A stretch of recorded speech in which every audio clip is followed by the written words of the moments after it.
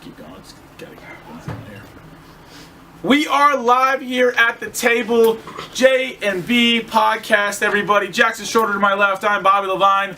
Welcome in. We've got one more podcast here on Ohio University's campus before we hit the summer break. We'll still have podcasts this entire summer. We got lots of content coming out. Lots of content, guys. Again, check out our website, seatattheT.com, Instagram and Twitter. And yeah, exactly. And we're doing a big story on our first round NFL draft. Yes. Right now we've got some good baseball articles out there on the website, seatattheT.com.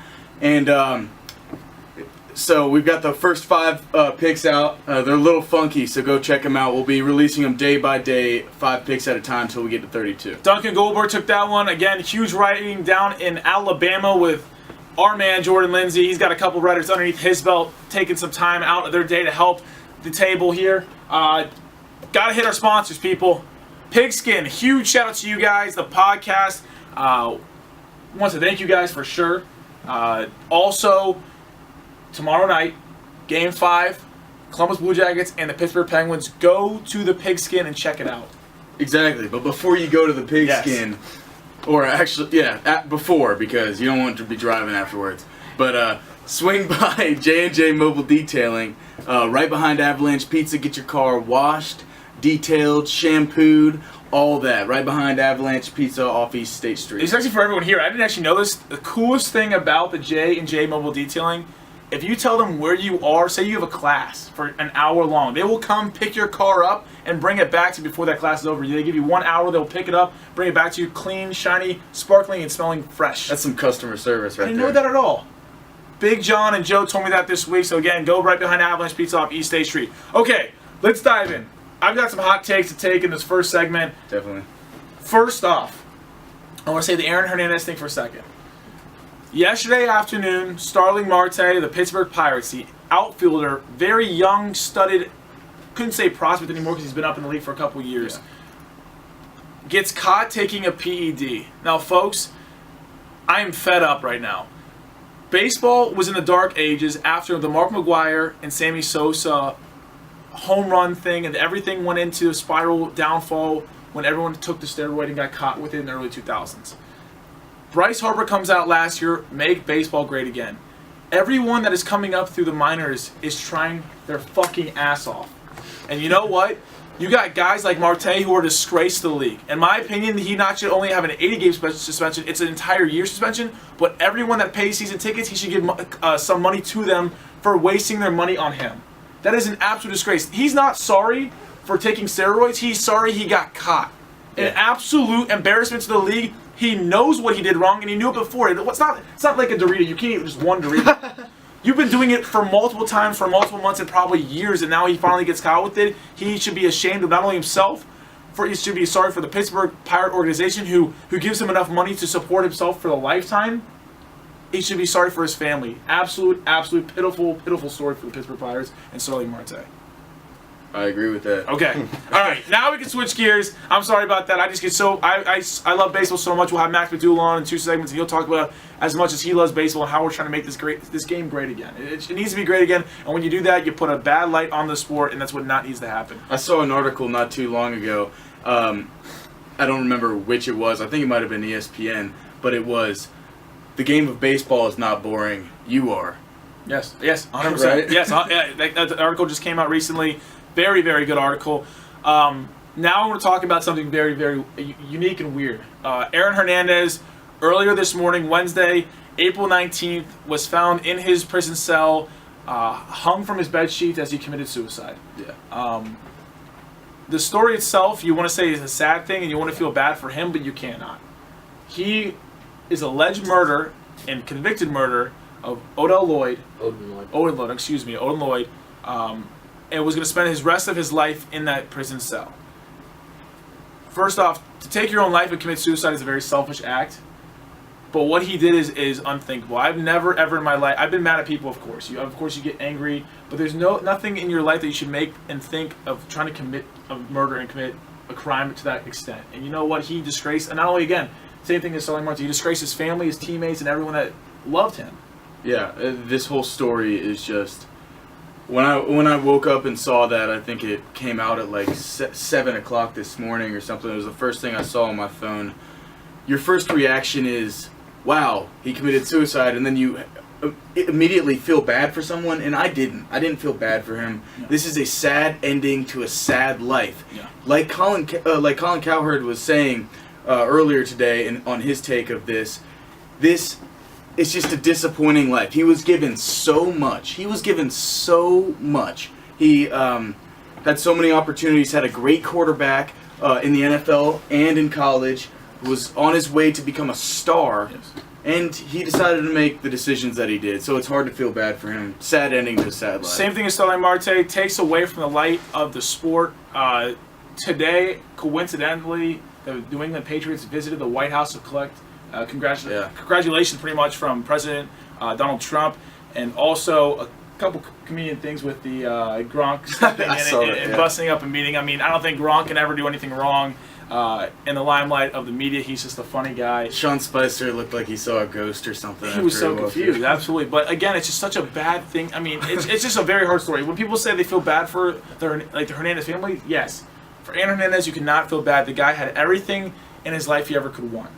He stayed friends with the wrong people when he grew up and became an adult, and his actions paid for it. So yeah. All right, enough with the sad talk, enough with the bad talk. Let's bring in our NBA expert, Matt Harrington. Woo! Make room at the table. Make room at the table. Woo! We live, baby. We live, baby. We live, baby. All right. All right. Well, we missed you last couple weeks. I was pretty sad not to be on last week. I was mad too.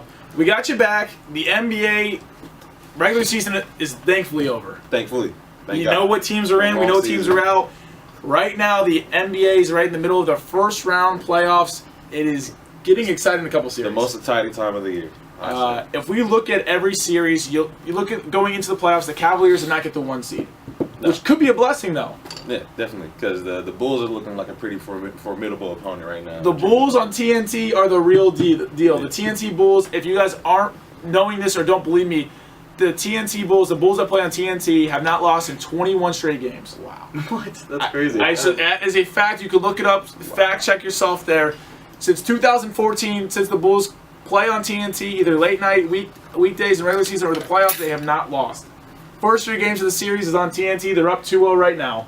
Wow. Swear to goodness. 21.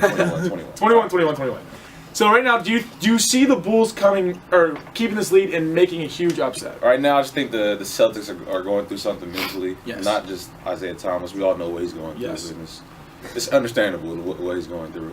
But I feel like just like the whole team is not there emotionally, physically, mentally.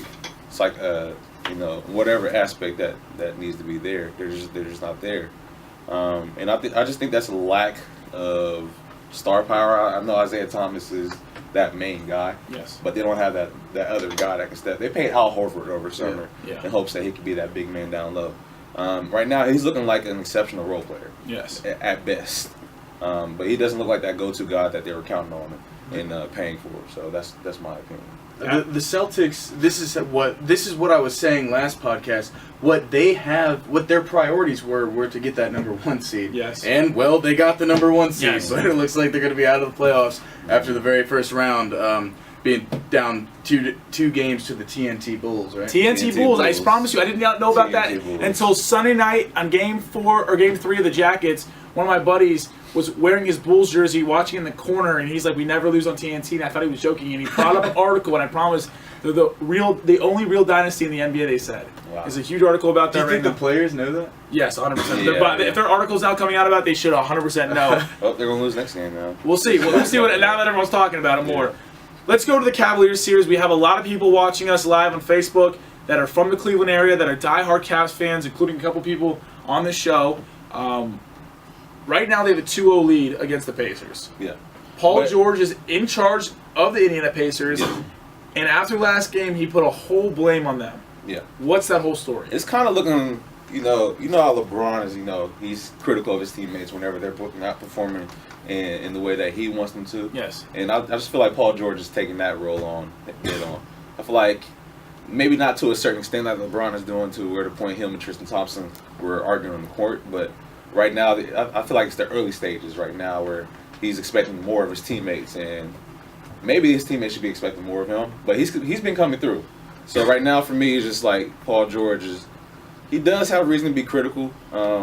There's been times where his teammates had just not filled the void that, well, not the void, excuse me, but just not made plays that they're supposed to make.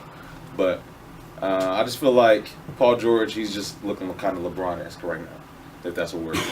Yeah, my main take from this whole series so far, the Pacers have been playing well to the best of their ability, Yes. but this should be a blowout win, a game after game for the Cavs. And I mean, the first one was close, as we all saw. Yes. A 1-point win, which was down to the last couple shots. The second one, the Cavs were winning. They had a good third quarter and were winning by, I think it was 19. 19, 19 close points. to 20. And that just diminished like that. And it's just the Cavs' lack of defense, their lack of motivation. Like, they need to get this going. Like, how this is the playoffs. This is no the playoffs longer the now. regular season. They're winning, which I guess a win is a win, but I just hate the way that they're winning. Letting them get into 100 points with their defense. You can't. I realize they're an offensively built team, but you can't just rely on your offense when you're playing a team from the West or even the championship in the East against the Bulls. Time will tell. We're going to take a quick commercial break here on JB Podcast. We'll be back right after this quick commercial break. We'll have more NBA talk with Matt Harrington. Welcome back here to the JB Podcast. My name is Bobby Levine. Alongside me is Jackson Schroeder, my partner in crime, and Matt Harrington, my roommate, back with us here talking NBA. Huge shout out again to our proud sponsors. I'll take the J&J Mobile Detailing this time. Right behind Avalanche Pizza on East State Street. Get your car waxed, washed, detailed, shampooed, all that good stuff. They will pick your car up wherever you are. If you tell them where you are, they'll pick it up. An hour later, they'll have it back pristine condition for you guys. Get it checked out. Big John and Joe Andrews down at that shop. Tell them the J&B Podcast sent you.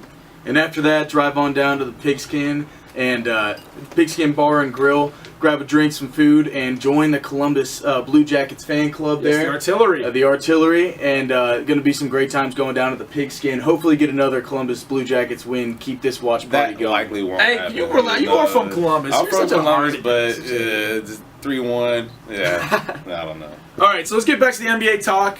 Back on the Cleveland Cavaliers series right now.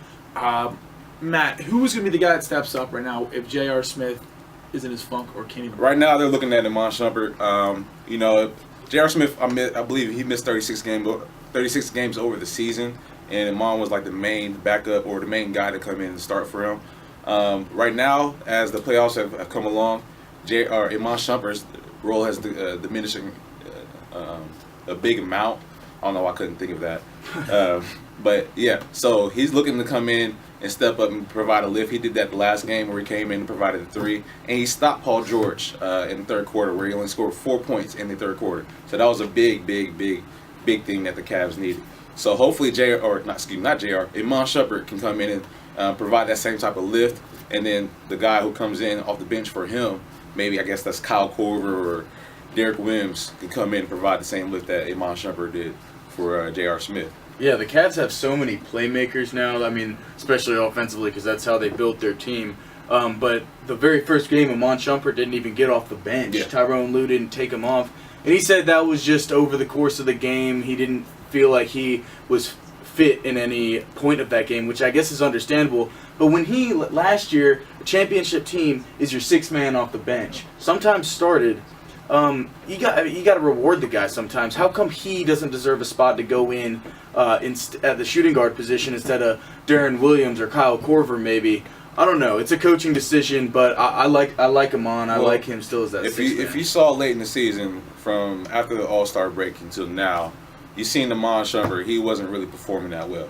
And that's where Tyronn Lue was like, all right, you're not performing to our best expectations. We're going to put you on the bench and we're going to have somebody else fill that void. And again, that's why you see Tyronn Lue diminishing his bench until like 3 players off the bench, 9 players off the bench, with Iman Shumpert looking from the outside in. Absolutely. Well, right now, the Cavs have a 2-0 lead, looking solid in control of the series. No one here thought they were going to have trouble in the first series at all. If they win this series, they either play the Toronto Raptors, the 3 seed, who was tied 1-1 with the Milwaukee Bucks. Us on the panel last week We're pretty much split. You have Milwaukee, or did you have Milwaukee? Someone had Milwaukee. I didn't. Yeah, I had the Raptors. I have Milwaukee. You have I'll say Milwaukee. that. I wasn't here last week. If you watched last week, but I have Milwaukee. They stole a game, which they needed to do Yep. if they were going to come in and win the series. And you always want to win the game at the opposition's home court. Yes. And they did just Yeah. that. So now they have their 2 games, and the last game was fairly close. They won, or they lost 106-102, 4 points. Yep. So if they go home, get that home court energy, that home crowd energy, there's no telling what they could do. Maybe they could go up 3-1 and seal the deal in the game 5. Let's go to the West Coast series now, and the 2-7 matchup between the San Antonio Spurs against the Memphis Grizzlies. Excuse me. Memphis is outmanned, outgunned in this entire series.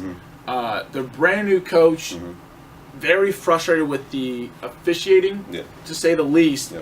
After Monday's loss, the Spurs won 96-82 in San Antonio as a series. Now we'll flip back to Memphis tomorrow night. What's your take on this? What's going on? Fizdale does have a certain extent to be, critical of the officiating because Memphis is generally a very physical team, especially with Zebo, Zach Randolph, who is the most, like Fizdale said, he's the most rugged player in the league. If you know his style of play, he gets he gets the offensive boards, he gets the dirty points. He does it all. Does dirty plays, cleans up the boards. He does whatever you need to do down in the paint, and he draws a lot of fouls. I'm not sure what the percentage is on that. I haven't looked up the statistics on that, but he's at least one of the top 10 most foul players in the league. So for them to get 15 free throws last night compared to Kawhi Leonard 19 for the game and 32 overall for the Spurs in the game, I do feel like the Fizdale has a valid reason to be angry at that what went on last night. Exactly. I mean, I would agree with you there, but we need to look at this game and just get off of the officiating. I mean, the Spurs are going to win this series, no Yes. doubt. Kawhi Yeah. Leonard Yeah. is the second best player in the NBA. I'd be Woo. willing to say that. Woo. I think he is behind LeBron James, Woo. the most important for that team. Take the Spurs of old. And they wouldn't face up anything. Kawhi Leonard is the face of that organization without a doubt now. And without Kawhi Leonard, they would be nowhere. I think he should be a higher name in the MVP race, my opinion. Because what does most valuable player mean? Most valuable player to that team's success. Without him, where would they be? It would still be in the playoffs. I feel like In the playoffs, but they wouldn't be the number 2 seed. I don't think OKC would be in the playoffs without Westbrook. I don't think. Well, I Yeah. would agree, but I don't think because I feel like his season, he's had an exceptional year. Yes. He's had an but he's unbelievably building up, and he's still young. improving He's year. 24, 25 years old. But I just think, if Westbrook and Harden didn't have the years that they had, then Kawhi I just would want to be see the his MVP. name up there. I want to see his He name. plays up for the there. Spurs. When have you Yeah. ever seen anybody that plays for the Spurs besides Tim Duncan? Yeah. Even then, Not he even didn't deserve the Tim, yeah. notoriety as he, gotten. They later on fly in his under career. the radar. Exactly. That's They're how the Spurs. Popovich likes They're in a it. small market and they stay under the radar. That's how they win games for the past 20 years. Jordan Lindsay just commented, said Kawhi or die. He's agreeing with you, Jackson. Kawhi Leonard, in my opinion, is he's a great player, but he's not top 2. Not yet. He's very young. He hasn't hit his peak yet. Again, he's not in his prime. Which is In a couple years, I can give it to him there. Not right now with Westbrook and Harden, how they're playing for their own teams.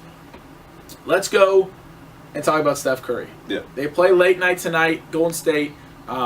He deletes or takes himself off social media as a whole. Yeah. Is he trying to clear his head? Is Cleveland fans getting his head feel again? like- What's going on? Cleveland 3-1 fans. leads. No, I just feel like he's trying to get in the zone, trying to clear everything out, and he's just not trying to let any distractions get to him at this point. LeBron James does this often. I think we all know he goes into zero dark 30, Yep. 23 mode. I guess that's what he calls it, and he just dissolves himself from all social media, all distractions. Because at this point of the year, you don't need any distractions. But then again, some players use social media as like a motivation. Like people will be on social media and they'll bash a player and he'll use that as motivation. Or some players are like egotistic and they like when people are talking good about them, so they'll see that stuff and then that's how they perform as well. So as far as every player deleting their social media, I don't think that should be the case. Some players, I just think it works for certain people. That's my take on it. Yeah, I mean, this is like we've made this into a whole big deal where it's like a storyline now that like if a player deletes all their social media accounts, then like they're in the mode. They're getting ready for the playoffs. Yeah. I don't know. He's got to get ready though. He knows he did not win a championship last year. He lost a 3-1 lead, folks. Remember that against the Pittsburgh Penguins series there, 3-1 lead. Embarrassing. It was embarrassing as a whole. You had 2 games at home. Yes, they did not have Draymond one of the games. But he's tired of it. I know he's tired of it. When you go to bed every single night knowing that you don't have an extra ring on your finger and all the Cleveland fans are giving you so much crap for it, it would piss me off. He's It would locked piss me in. off. He's locked in. He's locked in. Last question before we go to a quick commercial break and switch topics here. This series out west with the OKC Thunder and the Houston Rockets. Right now it's a 1-0 series in favor of Houston. But if you look at the series right now, I think Houston is losing by 8 points tonight. Let's get the scores here. OKC could tie the series up, and you said winning on the road and stealing a game was huge. It's huge, very huge. Obviously, Westbrook's, they're up by 7 right now. The Thunder are middle of the third quarter. Still plenty of time. Just the box score look like. If the Thunder can somehow pick up a game, will they win this series? Westbrook's got 27, 11 rebounds, and how many assists? Oh, he's 11 assists and 8 rebounds. He's going to get a triple-double tonight. And Harden's got 16 points, and he's got -5 on the court. -5. That's huge. That's very That's huge. So, with Westbrook performing like he is, it looks like if he keeps this up, which I'm pretty sure he can, he's a very, energetic player. He's a very fast twitch. He relies on that a lot. And for some reason, he has all this energy just bottled up in his body. He can just display it anytime, turn it on and off. But so if he displays this throughout the whole game, they will win this game. Now it's just a matter if the Thunder can keep this going on in the series. Because I feel like the Rockets have too much firepower. You know, Eric Gordon come in sharpshooter. He's a top 10 pick back in the day. He's a 24 scorer back in the day. So he definitely has that firepower as well. And then they have defensive players in Clint Capella, Trevor Ariza, who can cause havoc on the defensive end. So we will see definitely what the Thunder will be able to handle from the Rockets. It's an interesting series. It's my favorite series. It's everyone's in the favorite. playoffs. this is the best series in the first round. It's Who the do 2 you got? MVP candidates. Yeah, I Who do you mean, got winning the I series? think the Thunder will steal this game in Houston, but I don't think they'll steal the series. I think the Rockets team is too deep. They're two exciting players. I just think all it comes to is that the Rockets bench and who surround Harden are better. Yeah. All right, well, that's all we got right now. Next week we'll have probably the series recap on this one. Thank you, Matt, for coming on. We're going to take a quick commercial break. When we come back, we have baseball with Max McDoulan here on J&B Podcast. You guys get to hear all this stuff. Yeah, you. Welcome to the J&B Podcast. My name is Bobby Levine. Once again, alongside me is Jackson Schroeder and Max McDoulan joining us. First time in a couple weeks as well with Matt Harrington. You were feeling better now. You were a little sick. How was the weather? Got over the mononucleosis, and so now we're back, and now college basketball is over, so that means it's my turn to take on Major League Baseball. All right, well let's dive into this right now. Yeah. Actually, quick shout out to our sponsors, J&J Mobile Detailing right off East 8th Street. They'll pick your car up, clean it, wash, wax, rinse, shampoo, the whole thing. It'll look great. Just tell them where you are. They'll pick your car up, bring it back in an hour. It'll be brand spanking new. And whether you're a hockey fan, a fan of a good time, a fan of good food or drink, stop by the Pigskin Bar and Grill on Court Street and come support the Blue Jackets, not the Penguins. Well, if you are a Penguins fan, please come out. We don't care. There's We been won't plenty of discriminate. It'll be fun. Yeah. There's a TV on the patio. The patio, yeah, absolutely. All right, so now we're going to dive into the baseball segment here before we talk about hockey.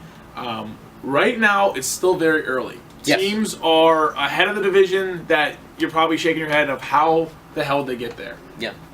One of those teams is my favorite team. It's the Cincinnati Reds. Cincinnati Let's Reds. talk about the Reds right now. For all the Reds viewers, we'll switch to Yep. the Indians talk, and we'll talk about all about baseball. Yeah. Well, first, They lost tonight, by the way.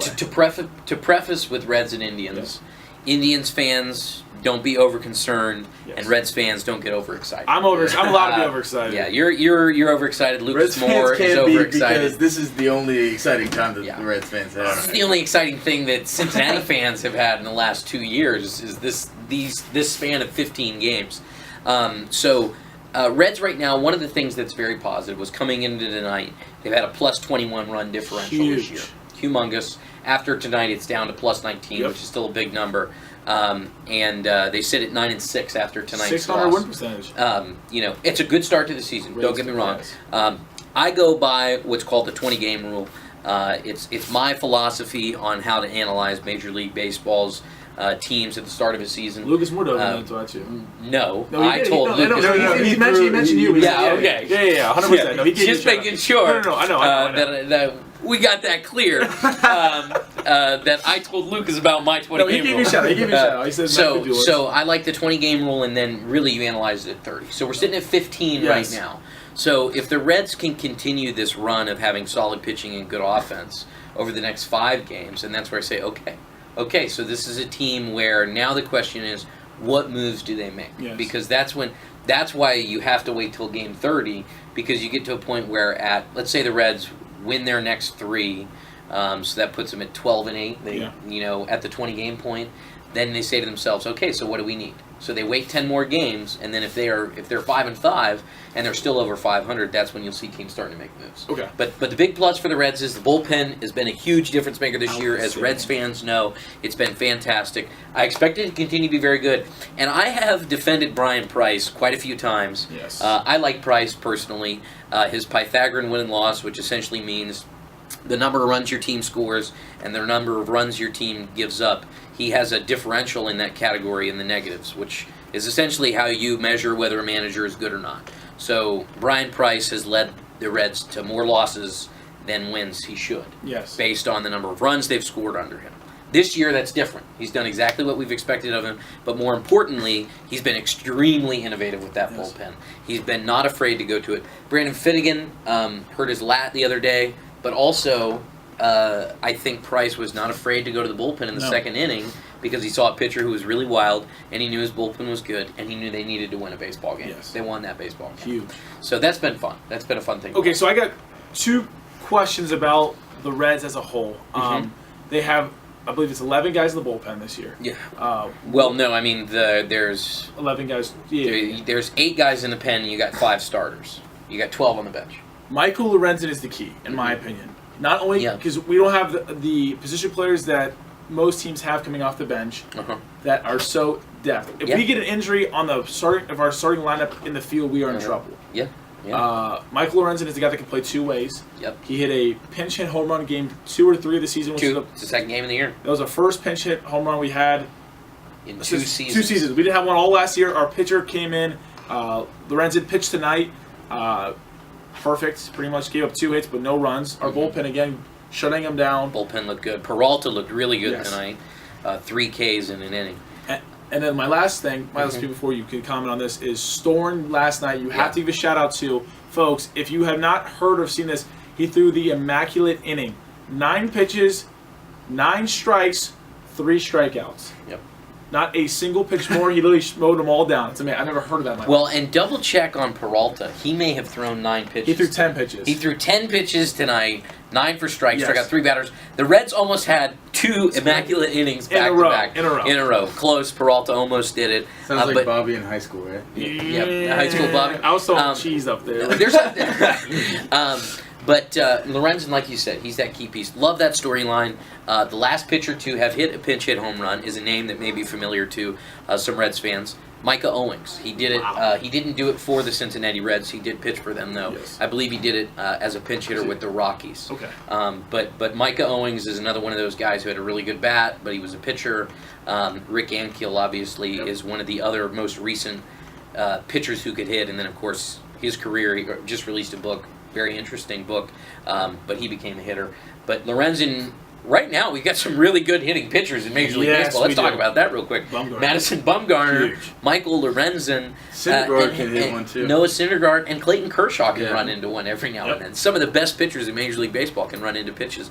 But Lorenzen has not been quiet about his desire to play both ways, He wants to. which is something that Brian Price is internally thinking about.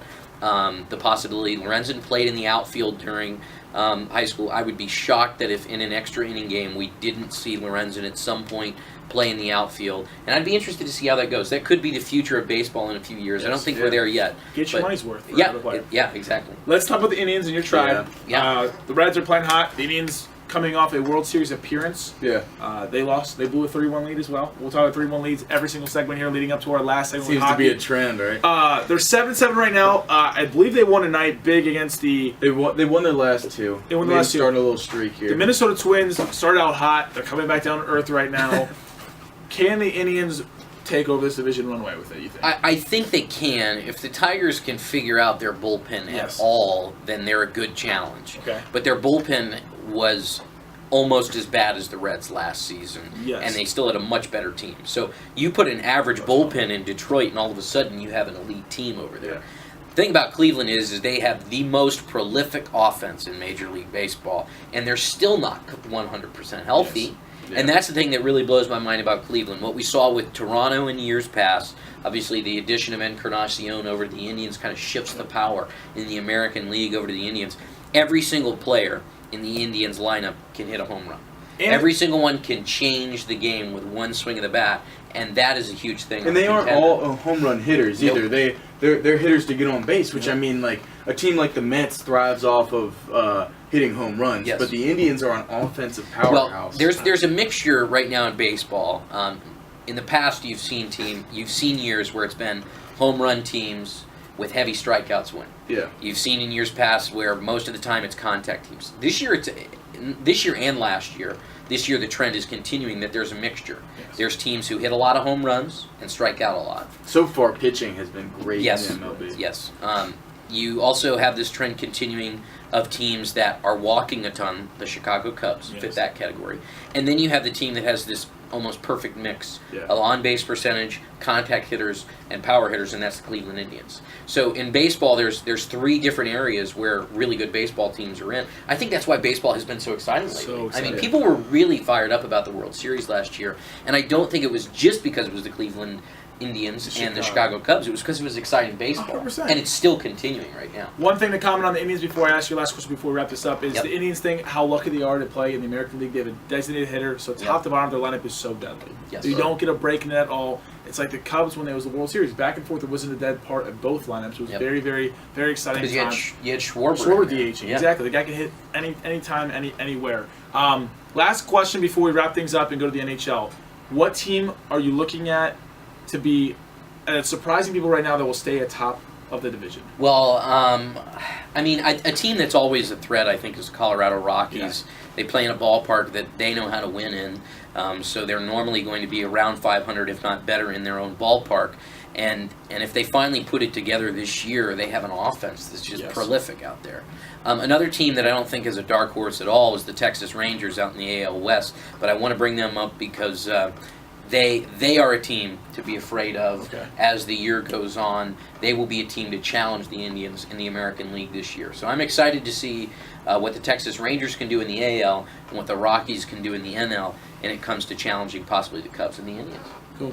You agree with that? Yeah, I agree with that. I also think you need to look out for the Yankees have been hot Oh, recently. Yeah, so they're hot. They're 8-2 right now. In the last Two 10. young guys, Bird at first base and Sanchez behind the plate. And He's also, hurt right now, staying in the AL East, the Orioles as well. I mean, that's going to be a race to the top. The Orioles, the Yankees, and the Red Sox there. All three of those teams' offenses are incredible. Tampa Bay is very young-studded, and Toronto is struggling right now, Struggling. but it's still Still very, good team. very early. And before we wrap up this segment, I will say that is a division that we cover really well on Seat at the Tee. Yes. So if you're interested in AL East or Huge shout-out. or the NL Central, Jordan Lindsay Yes. is covering that AL Covering that East up. really well. SeatAtTheTee.com. SeatAtTheTee.com. And then in the NL Central, that's my space and Lucas Moore's space. And then, of course, we're going to cover Indians baseball like no tomorrow. Absolutely. Well, guys, thank you so much for coming. We have one more segment. When we come back from break, we've got hockey, the best series in hockey right now, the Penguins and the Blue Jackets, here at J&B Podcast. You guys lose him? Welcome to the J&B Podcast. This is the last segment before we wrap it up. We head to finals week as well next week. I'm Bobby Levine.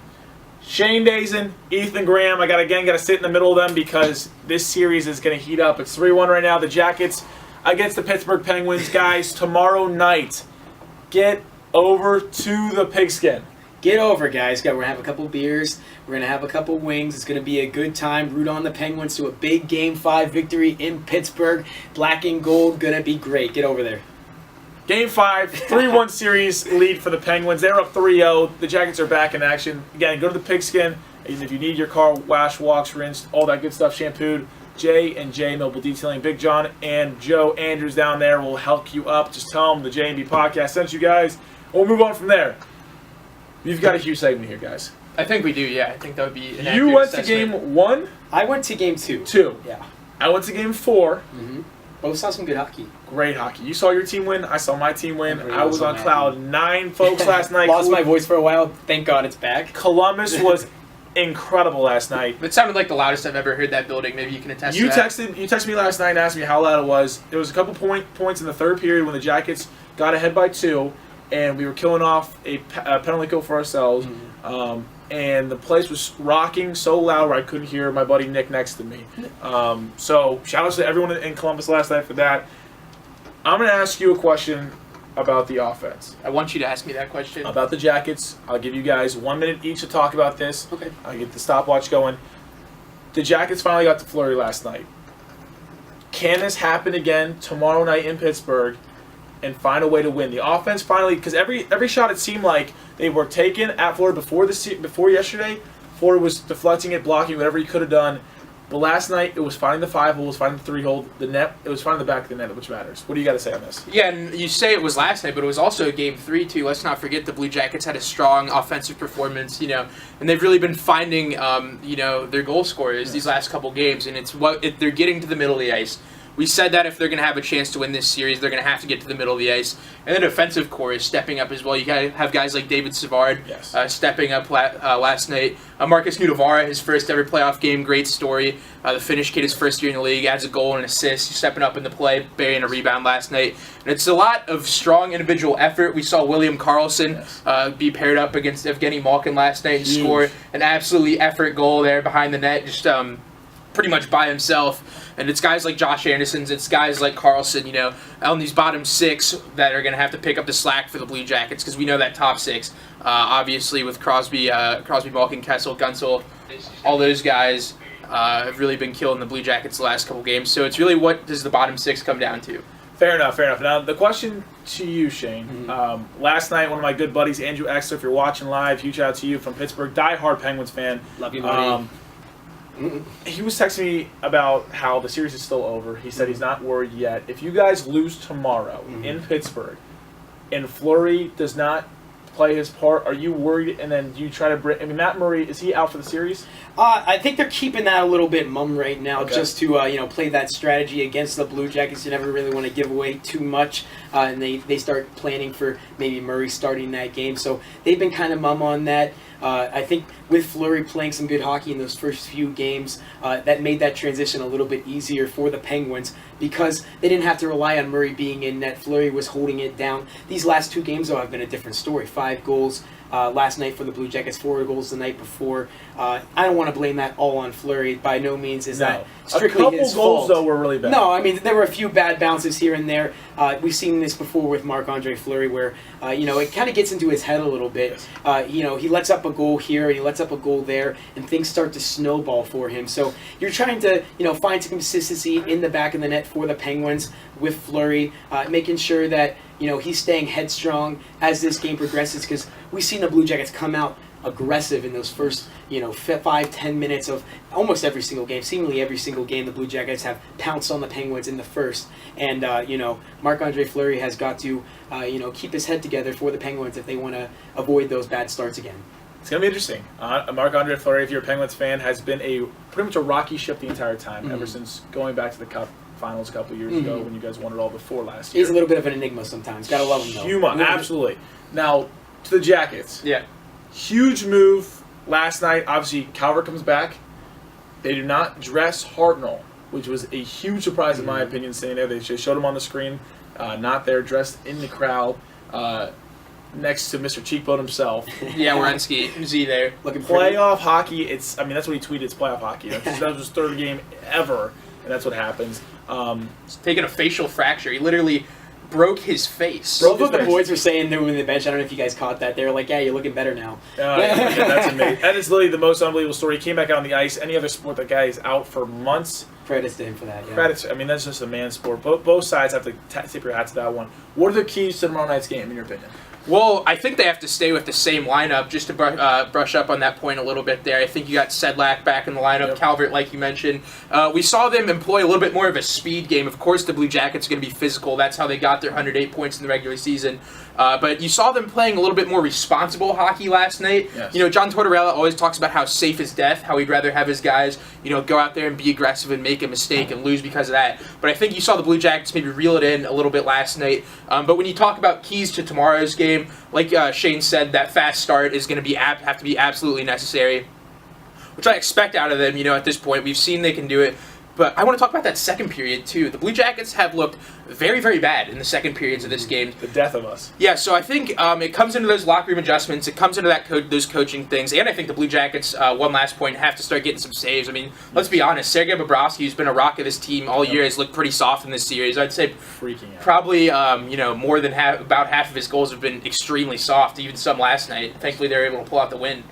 Tomorrow night, again, come to the Pigskin. I'm going to ask you your opinion on what your keys to the game are. You have a minute, and we're talking about the rest of the NHL. All right. Well, yeah, like you were mentioning earlier, Ethan, getting to those greasy areas for the Blue Jackets. The Penguins need to do a good job protecting the house in front of Marc-Andre Fleury. And we talk about that house. We're talking about that square space in the slot right in front of the crease. You can't let the Blue Jackets get to those areas. They're going to find the back of the net if they find their way into the middle of the ice and they get those opportunities. So keep them wide if you're the defense. Obviously, we're a little bit battered on the back end. No Chris Letang for the Penguins. It's kind of a makeshift defense. So you want to be positionally sound on the defensive end.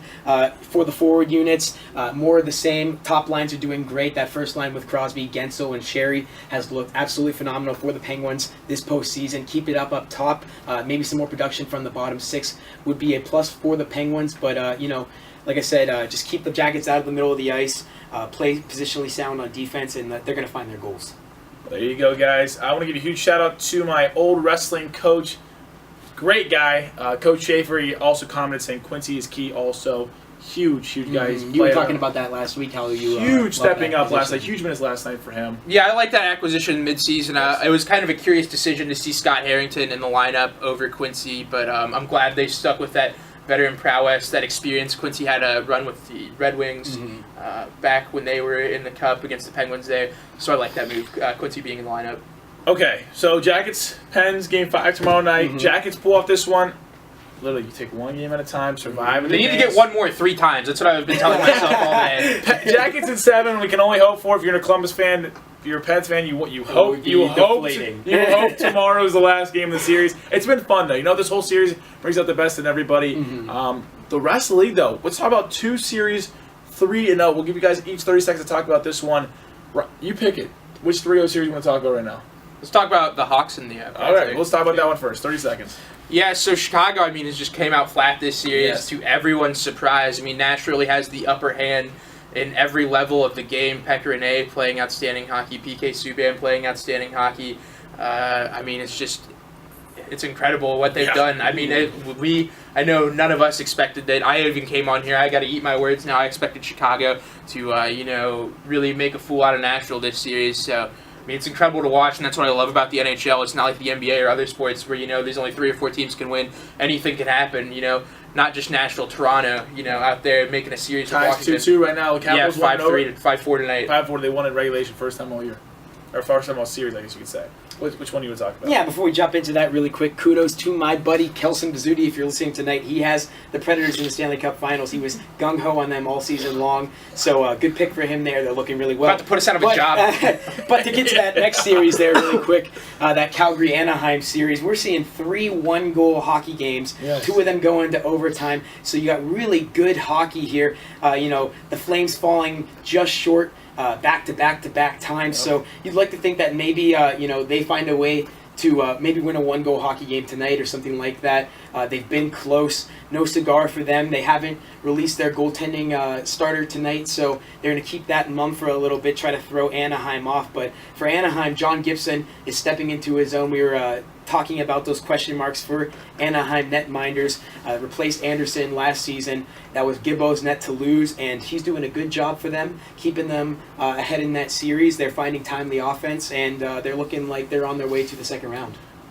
Last series I want to talk about right now is the Minnesota Wild and the Blues. Mhm. Us here at the table had the Wild. This guy though, not this guy though. As a whole, had the Wild wing it all. Duncan Goldberg, if you're watching tonight.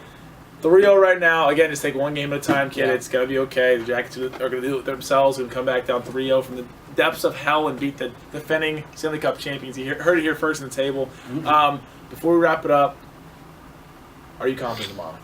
In the Penguins? Yes. In the oh man, I want to say yes. I like our chances in Pittsburgh for sure. That's always bodes well for the team to play on home ice. Whether or not the Jackets win or not remains to be seen. But if they lose tomorrow night, the Penguins, I don't think it's the end of the world by any means. I think that they're still ahead in the series. They're still comfortable, but it's going to create some jitters. It definitely will. Am I confident tomorrow night? You know, not really, but there's just something with this Something team. about it, man. There's just something when they get rolling. We saw it in December and January. It was pretty magical. I hesitate to pick against the Blue Jackets. Maybe that's my Union blue and red coming out of my arms. It runs through me internally, but there's just something about this team when they get it going. If they can start getting saves, you know, I really like the way they played last night. If they can just start getting saves, I think, you know, anything could happen. If, like I said, they just got to get three more times. I think that's absolutely going to be the mindset. They're just playing desperate hockey right now. Go to the Pigskin tomorrow if you're in Athens, Ohio. They'll have the game on